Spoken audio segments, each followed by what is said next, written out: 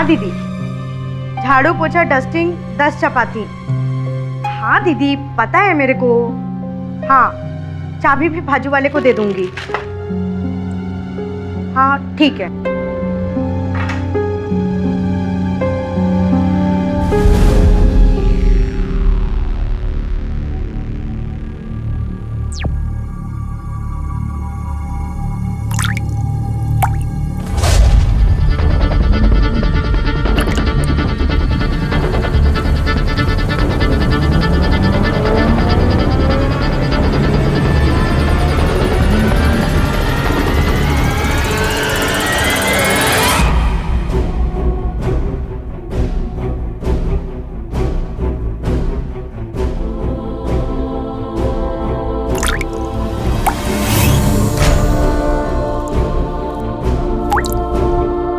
पानी कहाँ टपक रहा है? लगता है किसी ने नल खुला छोड़ दिया है।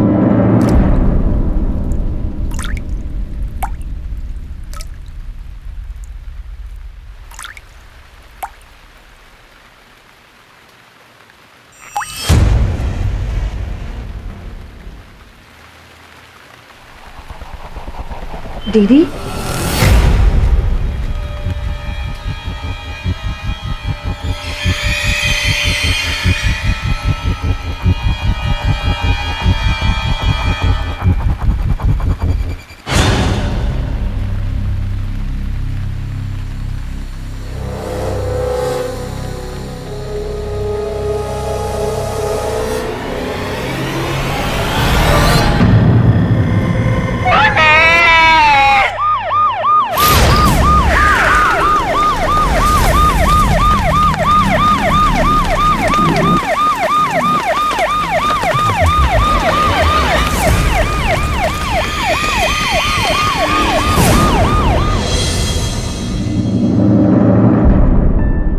बर्फ में जमी हुई लड़की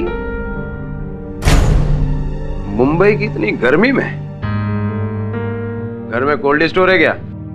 हाँ? कौन है ये? नहीं साहब, हमें कुछ नहीं पता। हम तो यहाँ पे सिर्फ काम करने आए थे। साहब और मैम साहब तो अपने अपने ऑफिस में है साहब, हमें कुछ नहीं। किसका घर है ये? मेरा है। मैं हूँ ध्रुव दीक्षित। क्या हो रहा है ये सब? सावित्री भाई, ये लाश किसकी? यही सवाल तो हम तुमसे पूछ रहे हैं। तुम्हारे बेडरूम में ये लाश मिली है, कौन है ये? अरे मुझे क्या मालूम, मैं तो अभी ऑफिस से आ रहा हूँ घर पे। पुलिस स्टेशन ले चलो इसे, याद आएगा धीरे धीरे वहां पे।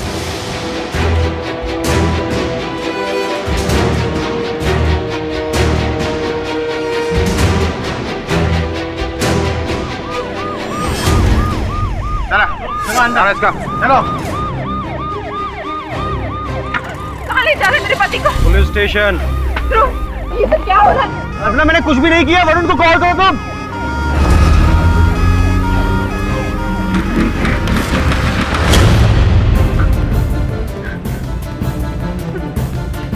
हेलो वरुण, वरुण, ध्रुव को पुलिस पकड़ के ले गई है। मुझे तुम्हारी मदद की जरूरत है। सर मैं कसम खा के बोलता हूँ कि मुझे नहीं मालूम है कि उस औरत की लाश मेरे बेडरूम में कैसे है। ना मैं उस औरत को जानता हूँ, ना ही मेरी पत्नी जानती। अच्छा, तो क्या तुम्हारी अनुपस्थिति में किसी ने मृत शरीर तुम्हारे घर में रखा? सर हो सकता है, पर ऐसा करेगा कौन और क्यों? वो तो पता लगाएंगे। लाश हमें उसके बेडरूम से मिली, वो भी बर्फ में पैक हुई। और आप कहते हो कि मैं ऐसे साइको अपराधी को छोड़ दूं? मैं ये नहीं कह रहा कि उसे छोड़ दो राठौड़, मैं ये कह रहा हूं कि इस लाश का तो पता लगाओ, कौन है, कहां से आई। एक बार देख सकता हूं मैं लाश को? चलिए।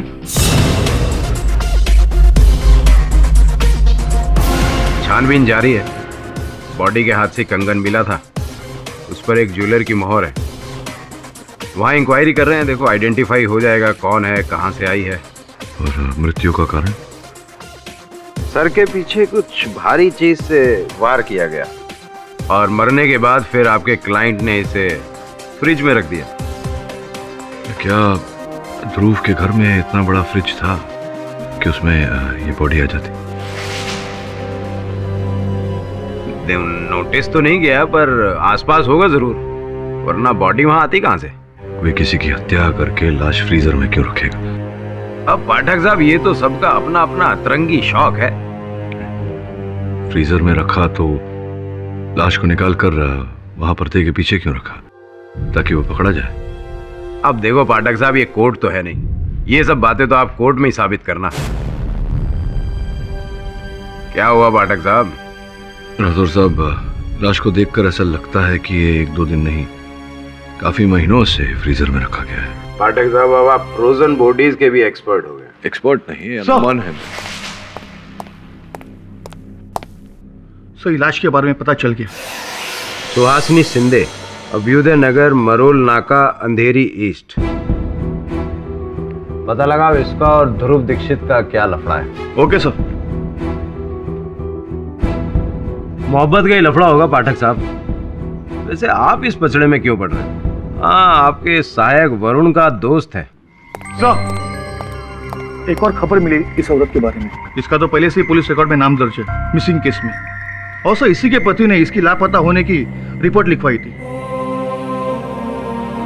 ये औरत पिछले 3 साल से अपने घर से गायब है, और मिली भी तो अब 3 साल बाद, वो भी बर्फ की तरह जमी हुई। पता मिल गया है तो पति भी मिल जाएगा। एक्सक्यूज मी इंस्पेक्टर सर, मैं हूँ सुहासिनी का पिता, रिटायर्ड कर्नल मनोहर देसाई।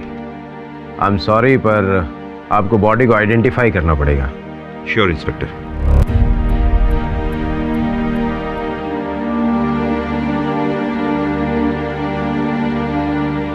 सुहासिनी, मेरी बच्ची, नहीं, नहीं। मेरा नाम निर्मल शिंदे है। अंधेरी में मेरा प्रिंटिंग प्रेस है। सुहासिनी मेरी पत्नी थी। आज से 3 साल पहले 2010 14 फरवरी को वो घर से ना जाने कब लापता हो गई। मैंने ही पुलिस में रिपोर्ट दर्ज कराई थी। हाँ, लेकिन ये रिपोर्ट आपने आपकी पत्नी के लापता होने के 2 दिन बाद 16 फरवरी को दर्ज कराई थी। 2 दिन प्रतीक्षा क्यों की आपने? सर, मैंने सोचा कि वो घर से फिर भाग गई है, फिर वापस चली आएगी। भाग गई फिर से का क्या मतलब? हमारी शादी के पहले सुहासिनी का एक बॉयफ्रेंड था। शादी के 2 हफ्ते पहले सुहासिनी अपने बॉयफ्रेंड के साथ भाग गई थी। पता नहीं क्या हुआ, 2 दिन में ही वापस चली आई। बड़ी फजीहतों के बाद हमारी शादी। मैंने सोचा अब सब ठीक हो जाए, लेकिन शादी के बाद भी उसके बॉयफ्रेंड का फ़ोन उसके पास आता, जिसकी वजह से आए दिन हमारे बीच में झगड़ा होता। और फिर शादी के 1 साल बाद सुहासिनी घर से अचानक गायब हो गई। मैंने सोचा कि अपने बॉयफ्रेंड के साथ भाग गई होगी, इसलिए 2 दिन कोई खबर नहीं मिली। जब 2 दिन तक कोई खबर नहीं मिली तो मैंने मिसिंग पर्सन्स में रिपोर्ट दर्ज कराई। उस बॉयफ्रेंड का नाम और पता जानते थे आप? उसका पता तो नहीं मुझे मालूम, लेकिन उसका नाम जानता हूं। ध्रुव दीक्षित नाम है उसका।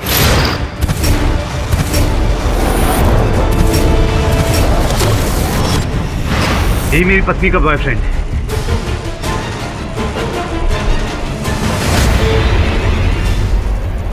क्या सर, ये झूठ बोल रहा है? सर, ना मैं इसको जानता हूं, ना ही इसकी पत्नी को जानता हूं।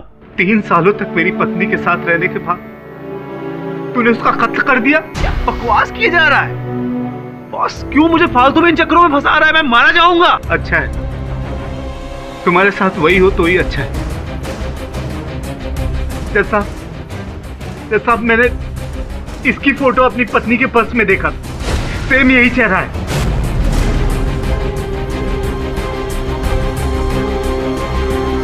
तूने मेरा घर बर्बाद कर दिया भाई। झूठ! तू मेरी जिंदगी बर्बाद कर रहा है, और क्यों कर रहा है मुझे समझ में नहीं आ रहा है।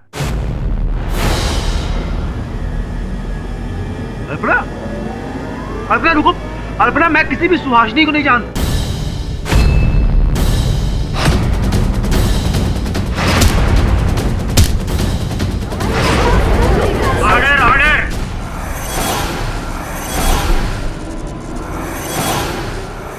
डालूंगा मैं, तो जिंदा नहीं छोड़ूंगा, बोल रहा हूँ। मिस्टर ध्रुव, शांत हो जाइए। मार डालूंगा मैं तुझे। हाँ, यही गुस्सा माय लॉर्ड, यही गुस्सा जो निर्मल शिंदे की पत्नी की मौत का कारण बना। जानलेवा गुस्सा। देखिए देखिए कैसे कैसे तिलमिला रहा है, जैसे जैसे कि उसकी जान ले रहा है। आप क्यों तिलमिला रहे हैं? हाँ भाई, तुमने जो आरोप लगाया है मेरे मुवक्किल पर, इसका कोई सबूत है कि इन्होंने तुम्हारी पत्नी को मारा? उस फोटो की बात तुमने की थी, वो फोटो है तुम्हारे पास? नहीं सर, फोटो तो नहीं है मेरे पास, लेकिन हाँ एक सबूत है, इन राइटिंग। In writing? जी। क्या है सबूत? मेरे पास ये उसका लव लेटर है, जिसको 3 साल पहले मैंने पकड़ा था। डियर ध्रुव, ये 3 वर्षों से बचा कर रखा है तुमने? जी। मिस्टर पाठक, इसे पत्नी की निशानी ही समझ लीजिए। और वैसे भी इस लेटर से साफ जाहिर होता है कि मिस्टर ध्रुव का मिसेस सुहासिनी के साथ क्या संबंध था। योर ऑनर, हैंडराइटिंग एक्सपर्ट्स से मैं इस पत्र की जांच करवाना चाहूंगा, ताकि ये पता चल सके कि हैंडराइटिंग सुहासिनी जी की है या नहीं। उसकी नौबत ही नहीं आएगी मिस्टर पाठक, उसकी नौबत ही नहीं आएगी। बोलो, तुमने उस औरत को क्यों मारा? क्योंकि वो तुम्हें ब्लैकमेल करने लगी थी?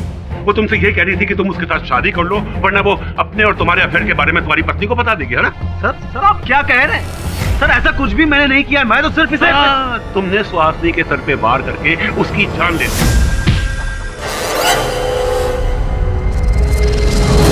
और फिर इससे पहले कि तुम पकड़े जाते, तुमने उसकी लाश को छुपा दिया फ्रिज में। एक मिनट प्रोसिक्यूटर साहब, इनके घर में इतना बड़ा फ्रिज है ही नहीं कि किसी व्यक्ति को अंदर छिपाया जा सके। मिस्टर पाठक, आपके जो ये मुवक्किल है ना, एक बहुत बड़े फूड एक्सपोर्ट का बिजनेस करते हैं, और इनकी फैक्ट्री में ऐसे कई बड़े बड़े फ्रीजर हैं जिसमें किसी इंसान को तो क्या बल्कि एक बड़े जानवर को भी छुपाया जा सकता है। बस इन्होंने वहीं उनको मारकर स्टोर कर दिया। अच्छा। तो ये वहां से फिर उनके मृत शरीर को घर ले आए, ताकि इनकी पत्नी इनको पकड़ ले और पुलिस इनको पकड़ ले।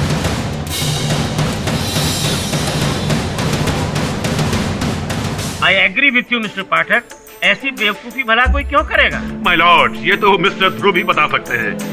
उन्हें डर था कि फैक्ट्री में छिपाई गई लाश शायद पकड़ी ना जाए, इसलिए वो उस लाश को अपने घर ले आए और वहां से उस लाश को कहीं और फेंकने का इरादा रखते थे, लेकिन उससे पहले ये पकड़े गए। लाश घर में छिपाई नहीं गई थी प्रोसिक्यूटर साहब, पर्दे के पीछे रखी गई थी, स्पष्ट रूप से इन्हें फंसाने के लिए। ओह, तो फिर वो लाश घर में कैसे आ गई? जादू से? नहीं, जादू से नहीं। वैसे आपके इस प्रश्न का उत्तर ध्रुव की बिल्डिंग की लॉबी में लगे सीसीटीवी कैमरा की फुटेज से मिलेगा। योर ऑनर, इसे चलाने की अनुमति चाहता हूं।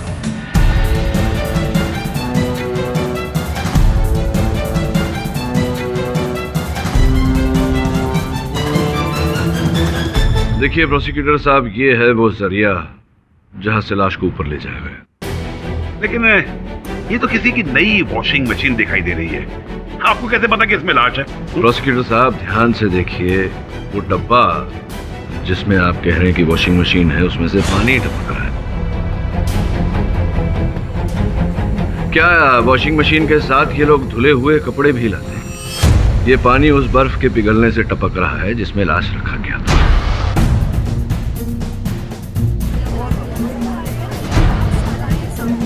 और ये देखिए, लिफ्ट में घुसते ही उन्होंने 4 माले का बटन दबाया, 4 माला, जहां ध्रुव दीक्षित का फ्लैट है।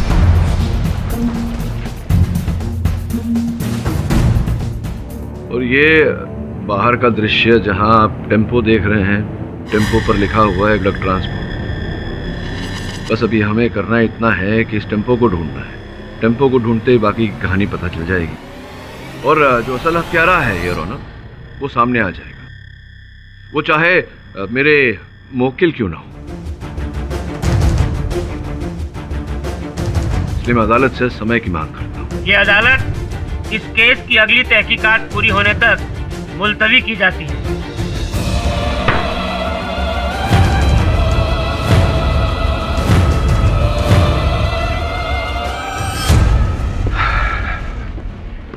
एक्सक्यूज मी मिस्टर पाठक। जी कर्नल साहब कहिए। मैं सुहासिनी का पिता हूँ। मैं जानता हूँ, कहिए। मुझे नहीं लगता कि निर्मल सुहासिनी का पति सच बोल रहा है। मैं मानती हूँ कि सुहासिनी का शादी से पहले किसी लड़के के साथ अफेयर था, लेकिन किसी लड़के के साथ चक्कर था, परंतु क्या आप जानते हैं कि वो लड़का ध्रुवी था? जी पता नहीं, वैसे उसे हमने कभी देखा नहीं, लेकिन हाँ एक बात पता है कि शादी के बाद निर्मल और सुहासिनी का बहुत झगड़ा हुआ करता था, बहुत लड़ाइयाँ हुआ करती थी उनके बीच। और हाँ, निर्मल ने कई बार उसे मारने की धमकी भी दी थी। क्या कहना चाह रहे हैं आप कि आपकी सुपुत्री की हत्या आपके दामाद ने की है? इसका हमारे पास कोई सबूत तो नहीं है, अगर होता तो। अगर सबूत है तो बहुत जल्द मिल जाएगा कर्नल साहब, आप निश्चिंत रहिए। Hi sir. हाँ वरुण बोल। सर, पूरे शहर में ब्लड ट्रांसपोर्ट नाम की 3 कंपनीज हैं। 2 को मैं चेक कर चुका हूँ, लेकिन उनके यहाँ से उस शाम श्रद्धा कॉलोनी में कोई भी वॉशिंग मशीन डिलीवर नहीं हुई। अब बस इस तीसरी कंपनी को चेक करना बाकी बचा है।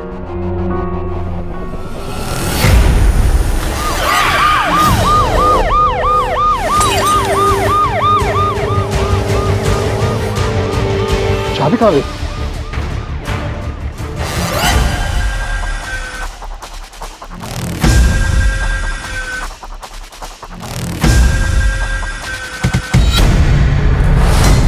चले पुलिस स्टेशन। बोल। साहब मारो मत साहब, मैं सब सच बताता हूँ। उन लोगों ने मुझे ही बोला था वॉशिंग मशीन की डिलीवरी करने को, पर साहब मुझे क्या मालूम था कि उस वॉशिंग मशीन में किसी की लाश होगी। साहब मैं तो बस टेम्पो चला रहा था। कौन थे वो लोग? साहब मैं नहीं जानता, लेकिन उन लोगों ने मुझे 3000 रुपए दिए थे। कहाँ से उठाई थी वॉशिंग मशीन? साहब माहिम के पास एक वेयर हाउस से, एक्सेल वेयर हाउस, वहीं से साहब। एक्सेल वेयर हाउस माहिम, उसका तो मालिक मोहिंदर सिंह है। मोहिंदर सिंह? कौन मोहिंदर सिंह? मेरा जो फूड एक्सपोर्ट का बिजनेस है, मैंने मोहिंदर सिंह से उसका वेयर हाउस रेंट पर लिया हुआ था कुछ सालों से। पिछले महीने ही मुझे मालूम चला कि वो कुछ घपला करता है, उसके अकाउंट में हेराफेरी करता है। तो मतलब मोहिंदर सिंह को निकाल के उसकी जगह कॉन्ट्रैक्ट आपने किसी और को दिया? जी, बहुत बड़ी धमकी देकर गया था वो। इसका मतलब ये हुआ कि मोहिंदर संभवतः उसी बात का बदला तुमसे ले रहा है। मुझे सच में नहीं पता चल रहा है आप क्या कह रहे हो और क्यों कह रहे हो। ओ जी, मेरा तो स्टोरेज का वेयर हाउस है और वहां पर हम खाने पीने की चीजों को स्टोर करते हैं, लाश नहीं रखते। अच्छा, खाने पीने की चीजें रखते, वॉशिंग मशीन नहीं रखते? नहीं, क्योंकि आपके जो 2 कर्मचारी हैं, सोहन और मकरंद, उन्होंने अपने कथन में यही कहा है कि आपके कहने पर वो वॉशिंग मशीन अर्थात वो लाश उन्होंने डिलीवर किया था इनके घर 4थे माले पर।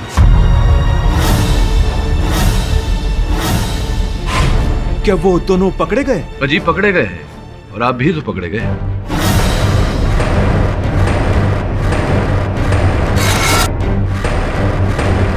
देखिए, वो लाश धुर के घर मैंने ही भिजवाई थी अपने आदमियों को भेजकर, जब वो घर पर नहीं था।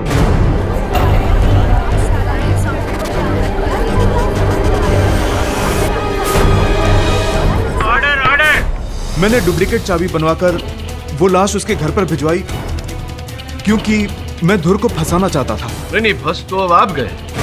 हत्या के आरोप है। देखिए वकील साहब, मैंने उस औरत को नहीं मारा। मैं आपको सारी बातें बताता हूँ, प्लीज एक बार सुनिए। मेरे वेयर हाउस में एक सेक्शन है जिसमें फ्रिज रहते हैं, और सर उसमें एक बड़ा सा फ्रीजर किसी जग्गी ने 3 साल के लिए मुझसे भाड़े पर लिया, और एडवांस में मुझे 4 साल का किराया भी दिया था साहब। और एक दिन मैं सारे फ्रिजेस चेक कर रहा था। ओ मकरंद। हाँ जी सर।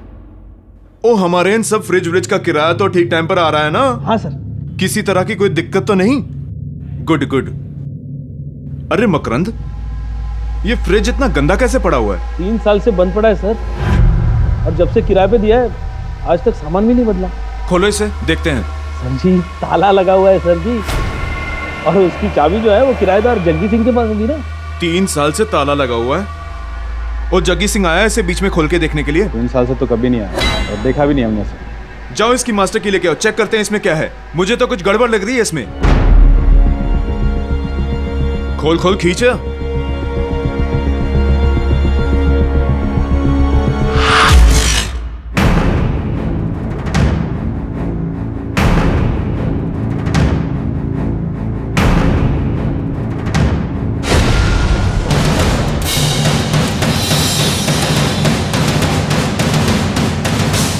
क्या करे सर जी, पुलिस को बता दे।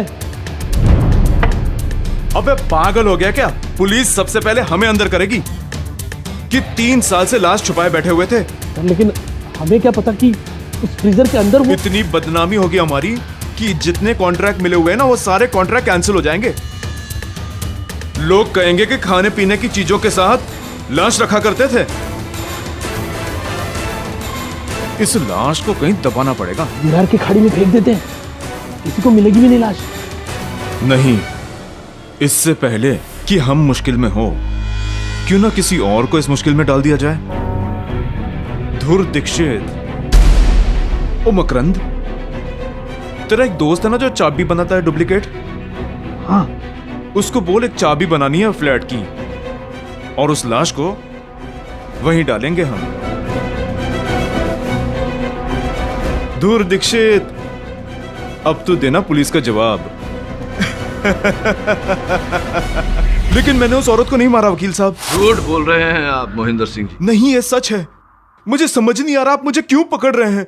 आपको पकड़ना ही है तो उसको पकड़ो जिसने मुझसे ये फ्रिज किराए पे लिया था। उस जग्गी को पकड़ो। जग्गी नाम का कोई व्यक्ति नहीं है, जो पता मिला है वो भी गलत है। मतलब ये कि डेड एंड। महेंद्र सिंह जी, आप जग्गी से मिले तो होंगे, क्या आप पहचान सकते हैं कि इनमें से जग्गी कौन है? नहीं नहीं, वो भी मेरी तरह सरदार जी था और काला चश्मा लगाता था। हो सकता है कोई और व्यक्ति हो, भेष बदल कर आया हो। जैसा कि मैंने कहा, dead end. Your honour, dead end, किंतु मेरे मुवक्किल के लिए नहीं। मोहिंदर जी के बयान से यह साबित होता है कि मेरे मुवक्किल का इस केस के साथ कोई लेना देना नहीं। मैं निवेदन करता हूं अदालत से कि इन्हें बाइज्जत बरी किया जाए। यह अदालत मिस्टर ध्रुव दीक्षित को मिसेस सुहासिनी शिंदे के हत्याकांड में निर्दोष पाते हुए बाइज्जत बरी करती है, लेकिन इससे मिसेस सुहासिनी शिंदे हत्याकांड में कई नए सवालात अभी बरकरार हैं। लिहाजा यह अदालत पुलिस को हुक्म देती है कि वो जल्द से जल्द असली मुजरिम को कटघरे में लाए। However, the case against Mr. Dikshit is closed.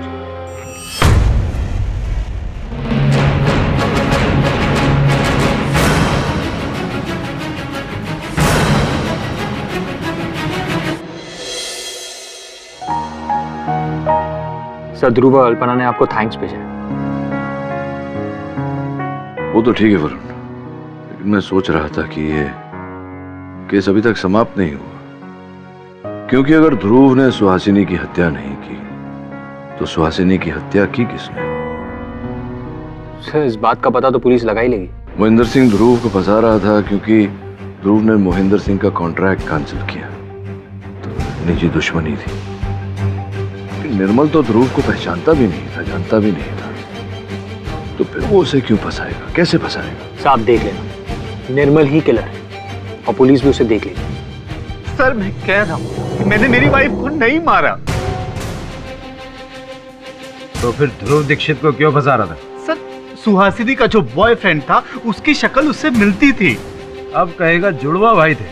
Sir, वो जुड़वा था या तिड़वा था ये तो मुझे नहीं पता। मुझे बस इतना पता है कि उसका नाम ध्रुव था और उसकी शक्ल सेम थी, और वो जो लव लेटर था सुहासिनी ने उसके लिए ही लिखा था। सर, हैंड राइटिंग एक्सपर्ट का कहना है कि जो लेटर लिखा था वो उनकी बीवी सुहासिनी इन्होंने लिखा था। देखा सर, देखा, मैंने कहा था ना सर, मैंने कहा था ना सर, मेरी वाइफ का कातिल यही है। अब कब, कहां, कैसे इसने किया ये पता करना आपका काम है। अजीब मुसीबत। सर, अब क्या मुसीबत है मुझे नहीं पता। प्लीज मुझे यहाँ से आजाद कर दीजिए। जाओ। Thank you sir.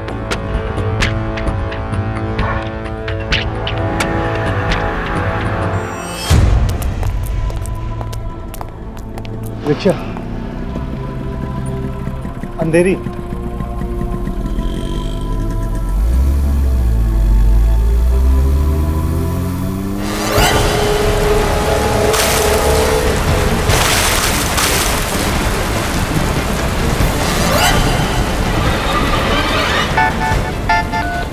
हेलो, कौन? तुम मुझसे क्यों मिलना चाहते? अगर हमारे मिलने से ये मामला वंस एंड ऑल खत्म हो जाता है तो ठीक है। आज रात 10 बजे राजन मिल।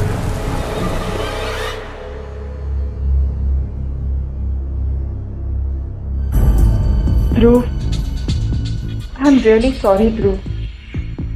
उस वक्त मुझे लगा कि तुम्हारा सौरभ के साथ। कितने साल हो गए हमारी शादी को, और एक झटके में तुम्हारा सारा विश्वास टूट गया, वो भी उस निर्मल के कहने पर। बस इतना ही भरोसा था मुझ पर। Really sorry. No, I am sorry Alpana. तुमने मुझे हर्ट किया है, उसकी कीमत किसी ना किसी को तो चुकानी पड़ेगी। ध्रुव, तुम कहाँ जा रहे हो इतनी रात को? एक बार मेरी बात तो सुन लो।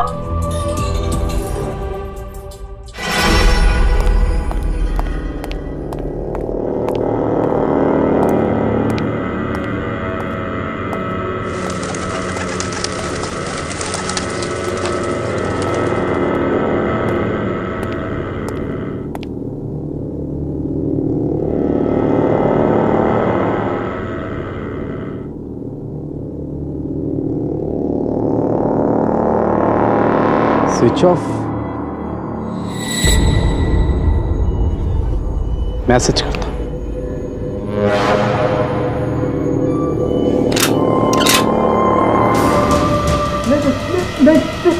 मुझे मत मारो, मैं पुलिस।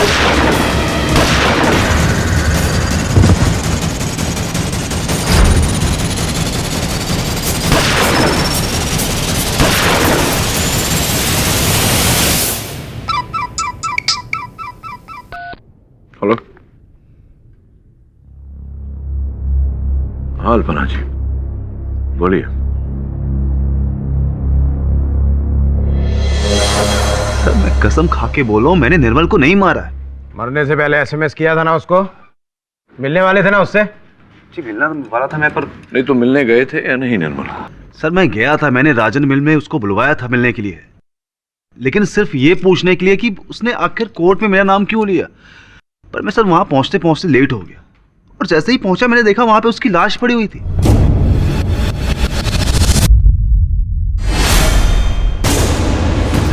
घबरा गया था, मैंने वहां से भागने की भी कोशिश की, लेकिन सर वहां के सिक्योरिटी गार्ड ने मुझे पकड़ लिया।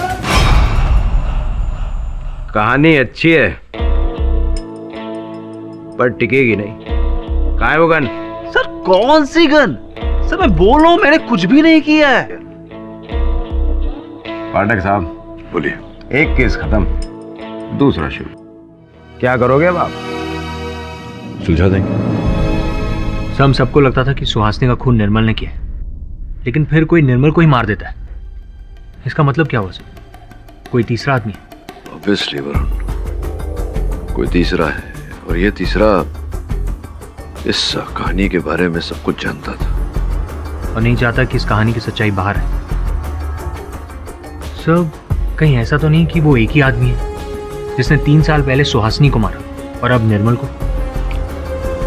हो सकता है और नहीं भी। एक ही सुराग हो सकता है इसका। तो पता लगा कि सुहासिनी का वो बॉयफ्रेंड, वो लवर कौन था। अगर ये पता लग गया तो हत्यारे का भी पता चल जाएगा। सुहासिनी मेरी बेस्ट फ्रेंड थी, वो मुझसे अपनी सारी बातें शेयर करती थी, लेकिन उसने मुझे कभी भी अपने बॉयफ्रेंड के बारे में कुछ ज़्यादा नहीं बताया, और ना ही मैंने उसे कभी देखा। एक बात बताइए, क्या उसके बॉयफ्रेंड का नाम ध्रुव था? जी नहीं, उसका नाम राजीव था और वो एक शिप पर कैप्टन था। राजीव, शिप पर कैप्टन, पूरा नाम? जी पता नहीं, और इसमें सुहासिनी की कोई गलती नहीं है।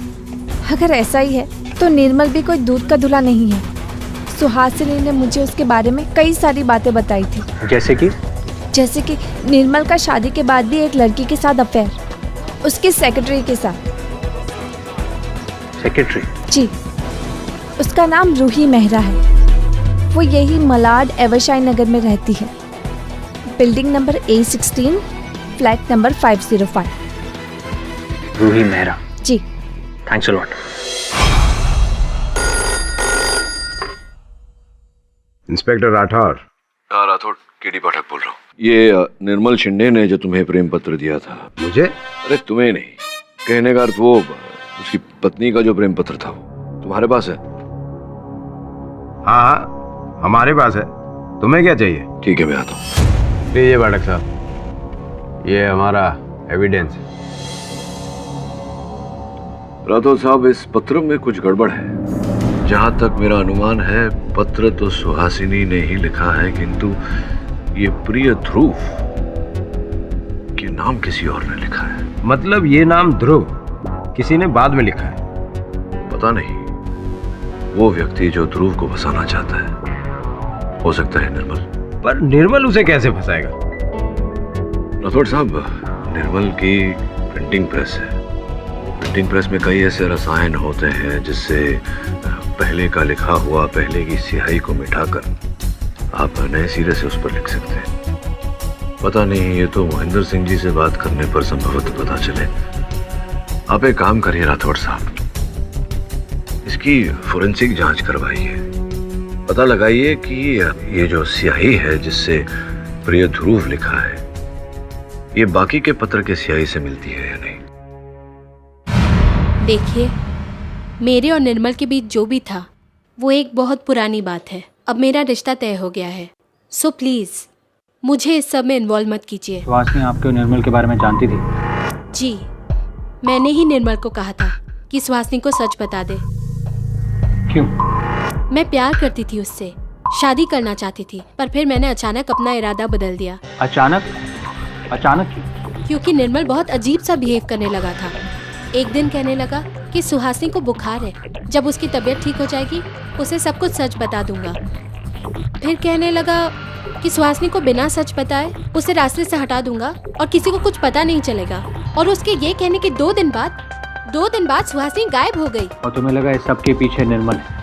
जी, मैं बहुत डर गई थी और इस वजह से मैंने उससे ब्रेकअप कर लिया। लेकिन वो इस बात पे बहुत भड़का और महीनों उसने मुझे तंग किया, और उसके इस बिहेवियर से मैं उससे और दूर होती चली गई, और उसके बाद मैं उससे कभी नहीं मिली। इस पूरे केस के दौरान ये बात तुमने पुलिस से कभी नहीं की? क्या फर्क पड़ता है? निर्मल ने सुहासिनी की जान ली और अब निर्मल भी इस दुनिया में नहीं है, पर इस सब में मेरा क्या फॉल्ट? यही है आपका जग्गी? हाँ वकील साहब, यही है जग्गी। निर्मल? हाँ वरुण बोल। निर्मल ने अपनी गर्लफ्रेंड से कहा था कि वो अपनी पत्नी सुहासिनी को रास्ते से हटा देगा। ऐसा कहने के ठीक 2 दिन बाद सुहासिनी गायब हो गई। सर, मोहिंदर सिंह के बयान के बाद तो पूरी बात क्लियर है। निर्मल ने सुहासिनी को मारा, और जब ध्रुव पकड़ा गया तो निर्मल ने ध्रुव को भी फंसा दिया, कुछ टैम्पर्ड लव लेटर के थ्रू। और फिर किसी ने निर्मल की हत्या कर दी। इसका अर्थ यह होता है कि इस कहानी में एक नहीं 2 विलन हैं। एक निर्मल, दूसरा हमें ढूंढना है। उसे कौन हो सकता है? रूही या फिर सुहासिनी की दोस्त मेघा? एक बात बता, अगर तू सुहासिनी को मारना चाहता सब तो कहाँ मारता? सब उसे बाहर बुलाकर। हाँ, लेकिन हमारी जानकारी के अनुसार तो उन दिनों में सुहासिनी को बुखार था। बुखार लेकर के कोई घर से बाहर तो जाता नहीं। इसका यह अर्थ होता है कि हत्या उसके घर में हुई है, असल हत्या स्थल। इसका मतलब सुहासिनी के फ्लैट में? सुहासिनी और निर्मल का फ्लैट।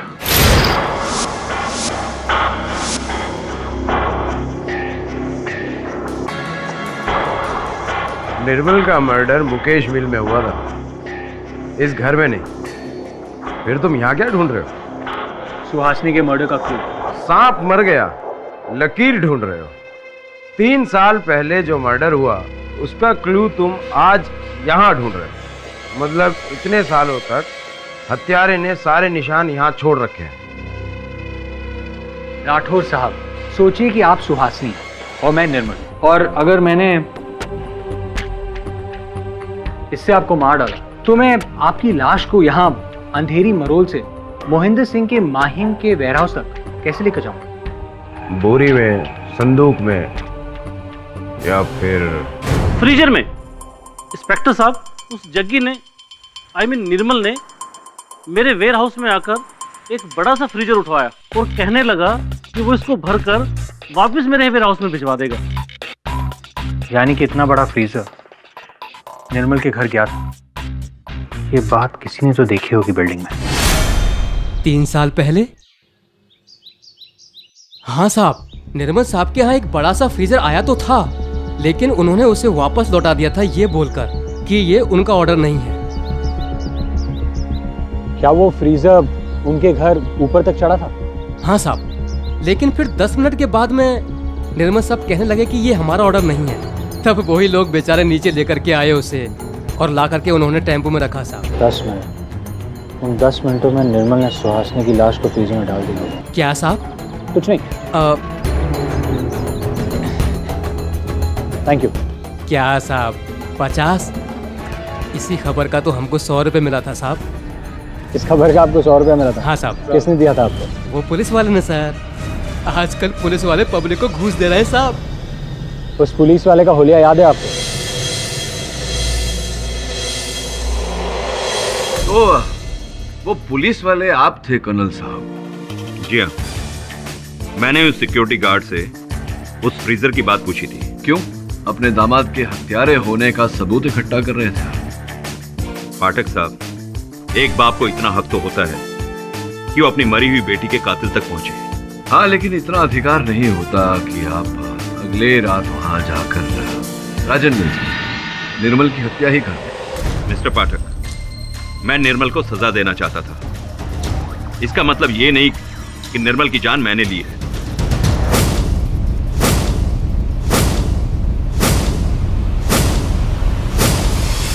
कौन से साल में रिटायर हुए आप आर्मी से? 2004। जैसे कि प्रथा होती है कर्नल साहब, आर्मी से रिटायर होने के बाद में अपना सर्विस रिवॉल्वर व्यक्ति अपने पास ही रखता है। आपने भी रखी होगी? जी हाँ, है। कौन सी बंदूक? मेरी Glock 17 semi automatic pistol 9mm calibre. आपको ये तो पता होगा कर्नल साहब की बिल्कुल ऐसी ही बंदूक से, ग्लॉक 17 सेमी ऑटोमेटिक 9mm से ही निर्मल की हत्या हुई। वकील साहब, दुनिया में ऐसी अकेली एक ही गन नहीं है। हाँ, लेकिन इस केस में तो एक ही गन है कर्नल साहब, और इसी गन से निर्मल की हत्या की गई। Mister Pathak, I am sorry to say, but मैं एक बात दावे के साथ कह सकता हूं कि सिविलियंस को हथियारों की नॉलेज बहुत कम होती है। मेरे पास जो पिस्टल है वो ग्लॉक 17 सेमी ऑटोमेटिक पिस्टल है कैलिबर 9mm, लेकिन निर्मल की जिस गन से हत्या हुई है वो 9mm कैलिबर नहीं 10mm कैलिबर की थी, और ग्लॉक 20 थी, 17 नहीं। सही कहा आपने, क्षमा चाहता हूँ। सिविलियन हूँ, इसलिए अस्त्र शस्त्रों के बारे में जरा कम ज्ञान है मुझे कर्नल साहब, लेकिन अपना कार्य खूब जानता हूँ मैं, बखूबी निभाता हूँ कर्नल साहब। पुलिस स्टेटमेंट के अनुसार प्रेस में जो बात आई थी वहां केवल इतना ही लिखा गया था कि ग्लॉक पिस्टल से निर्मल की हत्या हुई। ये जो बारीकी अभी अभी आपने बयां की अदालत में, ग्लॉक 20 10mm कार्ट्रिज कैलिबर, ये कैसे पता आपको?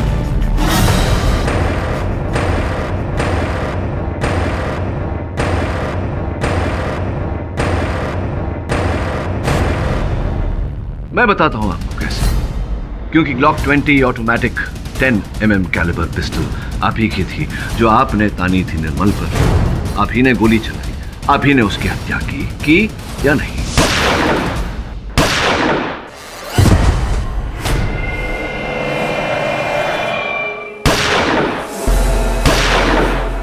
तो मैं क्या करता वकील साहब, क्या करता मैं?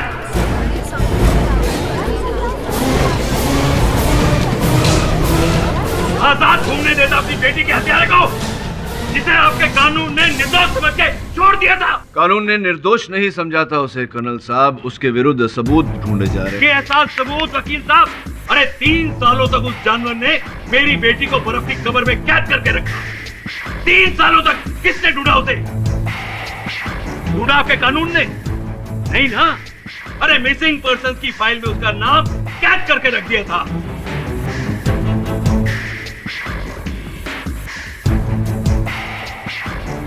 नहीं है मुझे भरोसा, नहीं था मुझे भरोसा आप लोगों पर, और नहीं है मुझे भरोसा आपके कानून पर। इसलिए उसका फैसला मैंने खुद कर दिया, उस जानवर नुमा इंसान को सजा देकर। मैंने खुद सजा दिया। कर्नल साहब, अगर आपकी तरह हर हिंदुस्तानी कानून अपने हाथों में लेता रहे तो फिर इस देश के कानून का क्या काम, इस देश के संविधान का क्या काम? अब आपने अपनी पुत्री के हत्यारे को दंड तो दे दिया, किंतु आपकी इस करतूत के कारण जो दंड आप पाएंगे और इसके द्वारा जो दंड आपके परिवार को मिलेगा, क्या वो दंड पाना आवश्यक था? I don't think so. The defense rests, Your Honor. ये अदालत मिस्टर निर्मल शिंदे को मिसेस सुहासिनी शिंदे के मर्डर केस में दोषी करार देती है और मिस्टर शिंदे हत्याकांड में मिस्टर ध्रुव दीक्षित को बाइज्जत बरी करते हुए कर्नल देसाई को दोषी पाते हुए उन्हें हिरासत में लेने का हुक्म देती है। However, the cases pertaining to the murders of Mrs. Suhasini Shinde and Mr. Nirmal Shinde are closed.